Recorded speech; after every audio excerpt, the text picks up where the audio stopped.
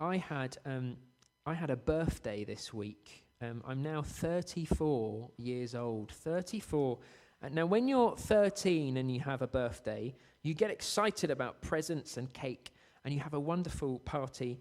When you're in your 30s, you also get excited about presents and cakes, but then you stop for a moment, and you start to think, what have I actually achieved with my life? Let's be optimistic. I've already lived about a third of my life. That's a third done. What achievements have I got to show for it? I made the mistake of reading about a man called William Wilberforce. Here's a picture of William Wilberforce. Edward, I've seen you make a face like this before. I don't know if maybe you've got greatness in you. Does anyone know what William Wilberforce is famous for? William? I thought you might. He did. So William Wilberforce was a God-centered evangelical Christian, and he was a politician. He won his first parliamentary election when he was 21. He never lost an election in his whole life. He published a book when he was 37. I made a chart actually this week, maybe I shouldn't have done this, to see how well am I doing compared to William. So I think it's going to come up on the screen. There's a little chart. There's his achievements next to mine. He's got quite a lot on me.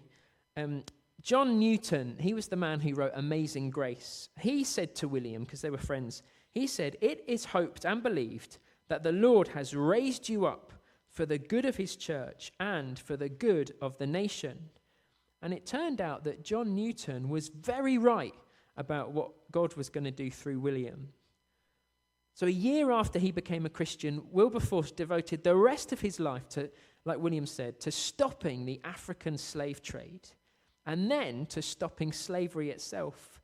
He wrote in his diary, "God Almighty has set before me two great objects, the suppression of the slave trade and the reformation of manners." And for 20 years, William Wilberforce worked to abolish the slave trade. All that time, he was suffering with a colon problem, then he had an eye problem, and he had a lung problem, and then he developed a curvature in his spine that was so bad it ended up with him resting his head on his chest like this all the time. He saw his son turn away from Christianity, and his daughter die of tuberculosis when she was 32, and he faced all sorts of slander and opposition from those who were in favor of keeping the slave trade. For 20 years, he endured all of that and kept going. And eventually, in 1807, Parliament voted in favor of abolishing the slave trade. They decided to get rid of the slave trade. And one account goes like this. It says the House, so Parliament, rose almost to a man and turned towards Wilberforce in a burst of parliamentary cheers.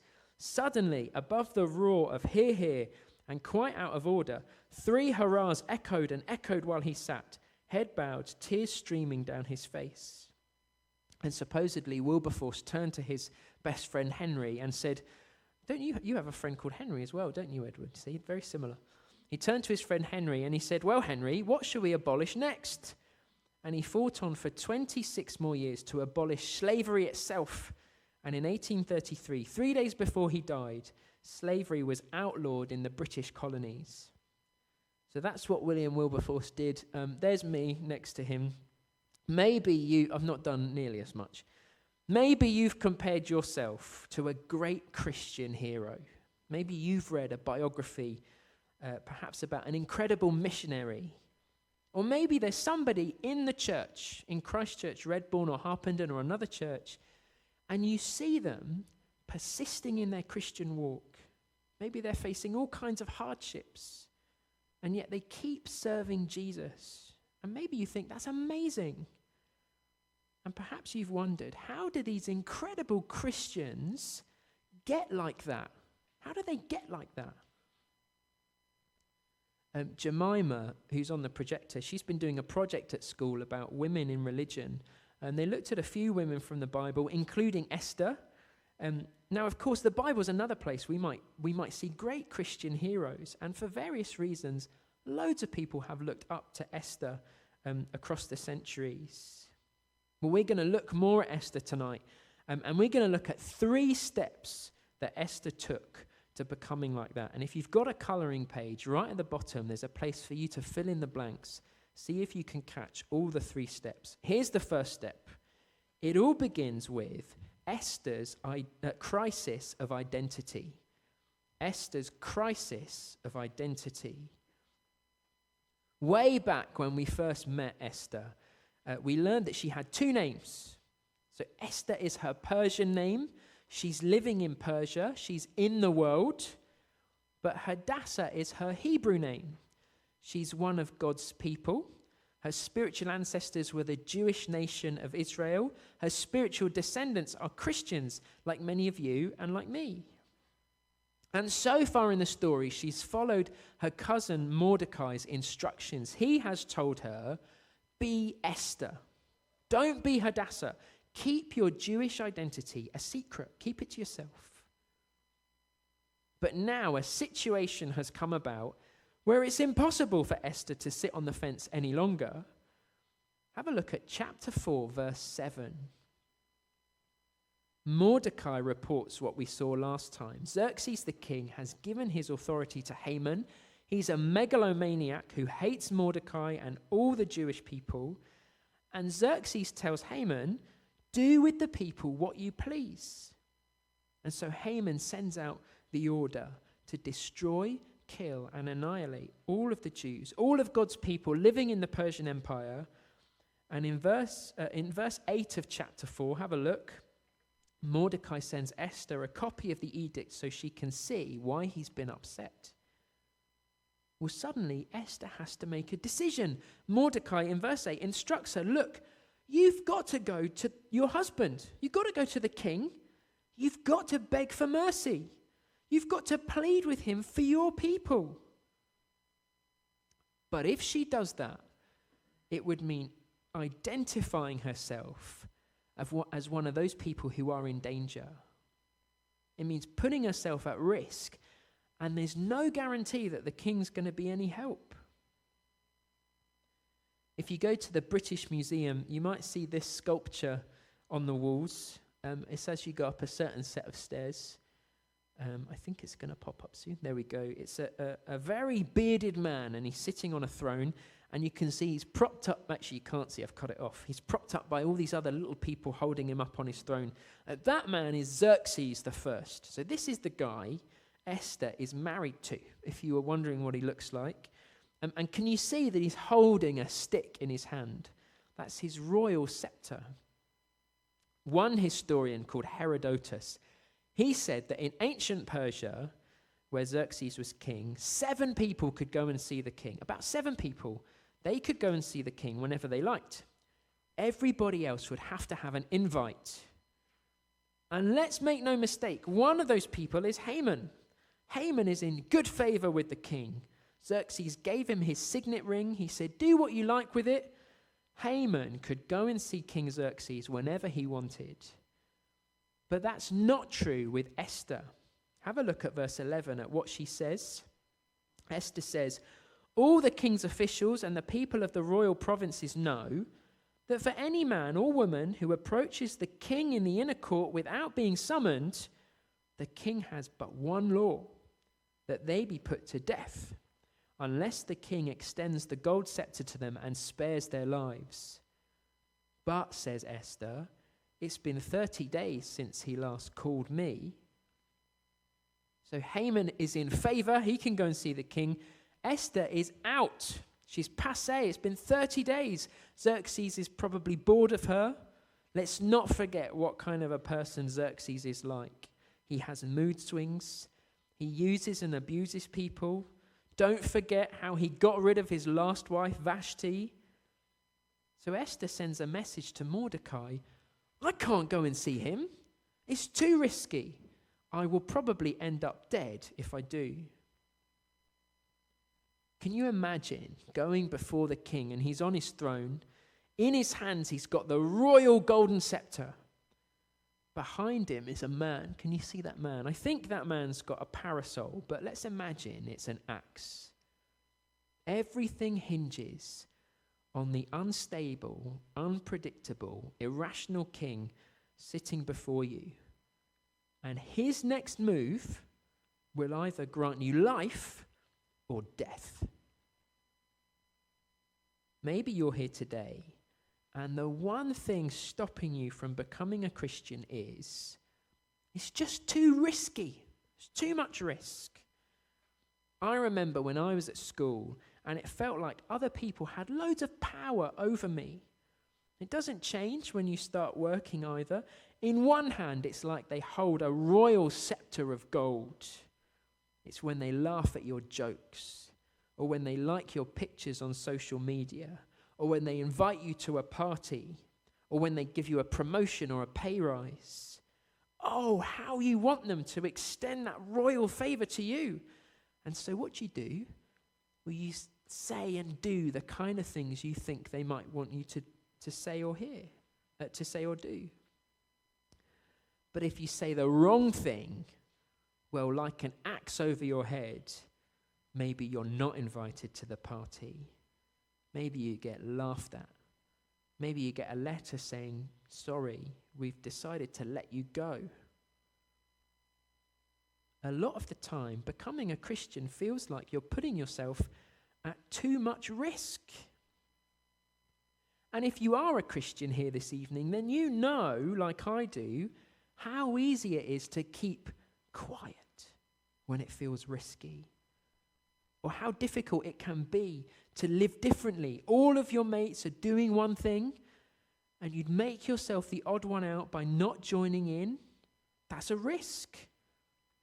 And you might feel a bit of a crisis of identity inside. In this moment, am I going to identify myself as one of Jesus' people and risk everything? Or will I identify as one of the crowd? In verse 14, Mordecai answers Esther. And I want us to zero in on his answer because I think it's really helpful. So what does he say? Verse 14, Mordecai says, if you remain silent at this time, relief and deliverance for the Jews will arise from another place, but you and your father's family will perish. If you were here at our other evening services, you might remember that I had some dominoes and I lined them all up on the table. And we thought about how God has been lining up all these little things in the book of Esther until the time comes and all of these little things are going to fall. God will knock them down, one into another. And through this chain, God is going to turn everything around.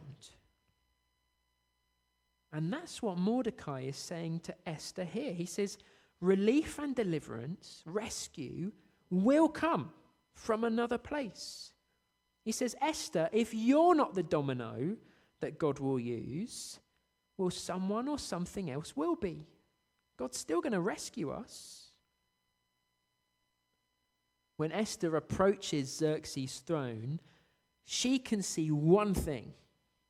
Her perspective is Xerxes is in control.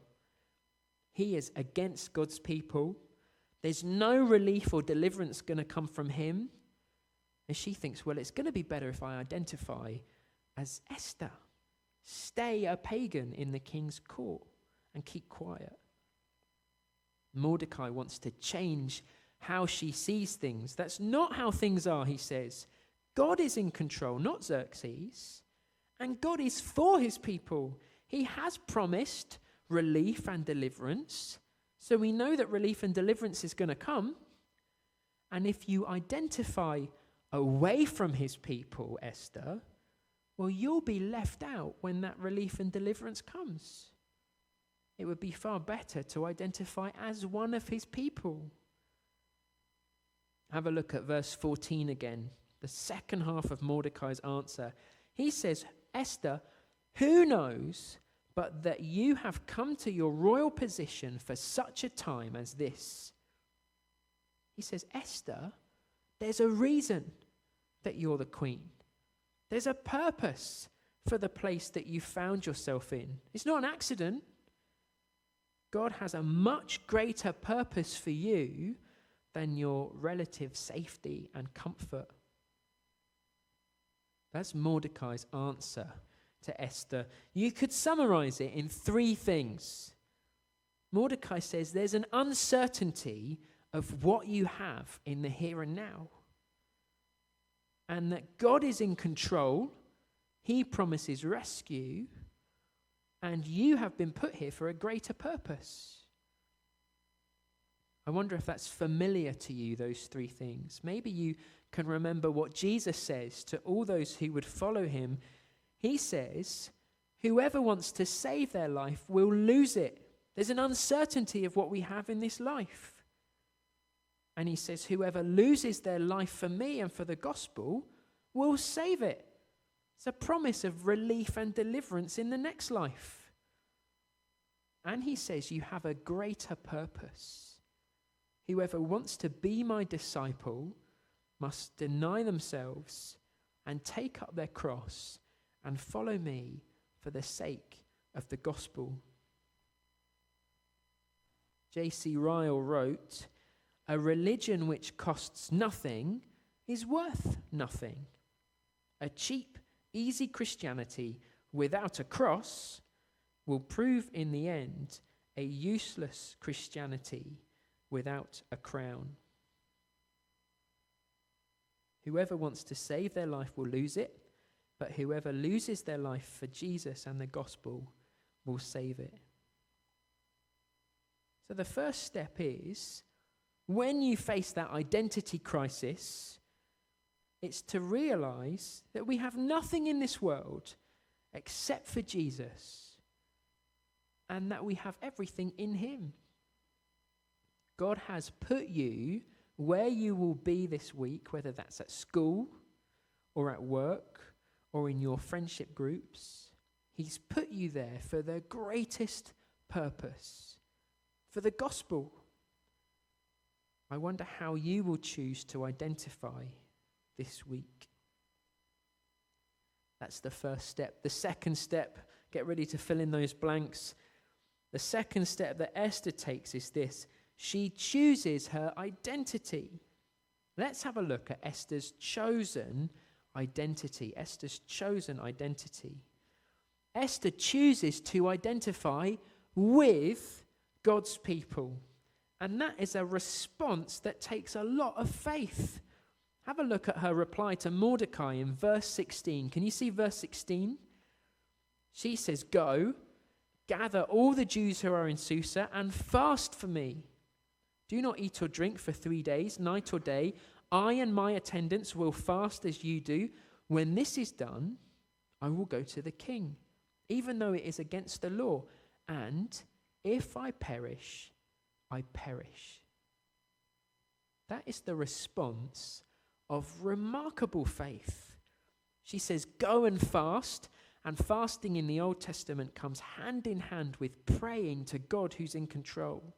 She says, go and fast and pray, and I will fast and pray, and then I will go and see the king, even if I die. The response of faith is to pray and to take risks. And I want us to see something about Esther. Look at the way that faith and prayer and risk can change a person.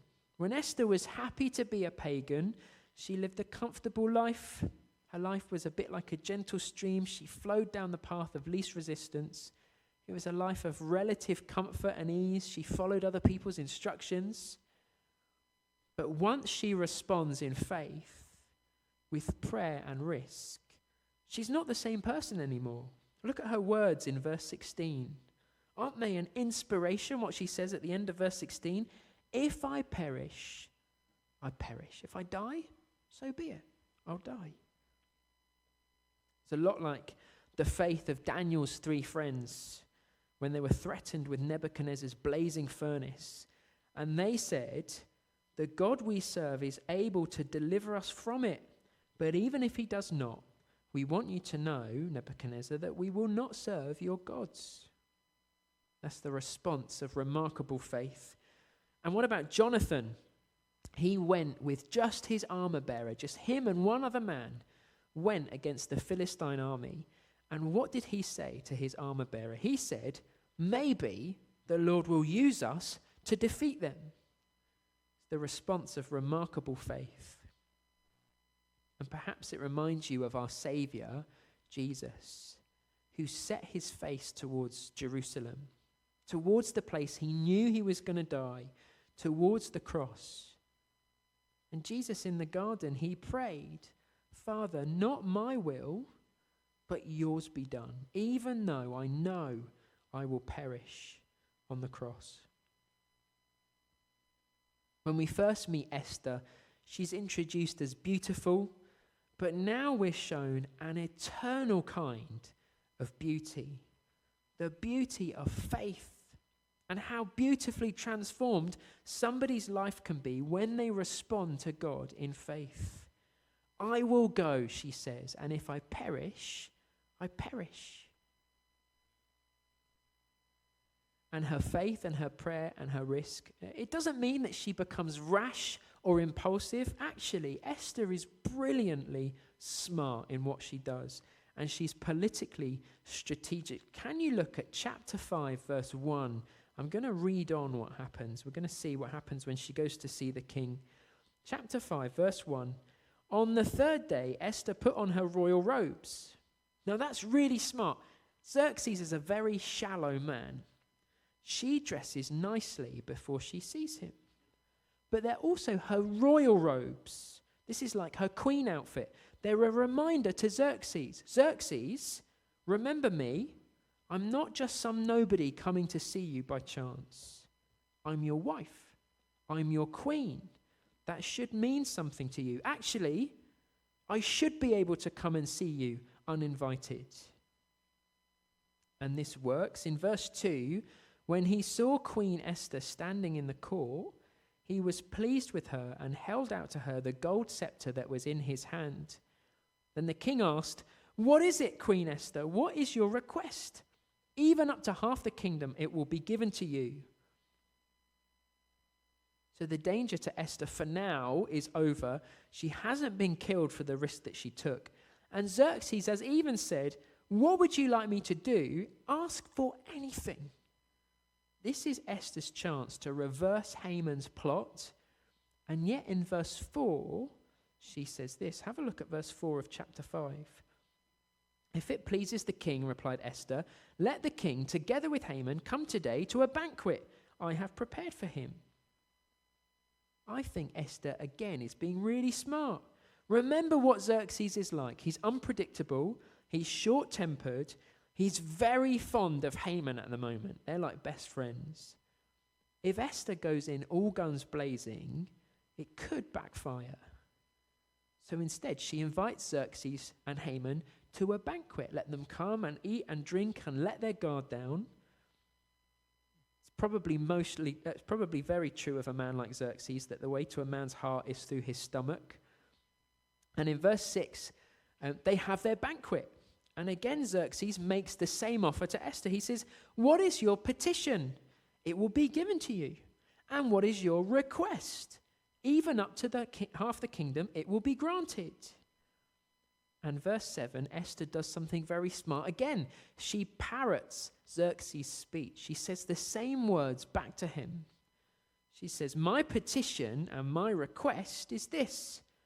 Verse 8, "If the king regards me with favor, and if it pleases the king to grant my petition and fulfill my request." Can you see she's using the same words that Xerxes did?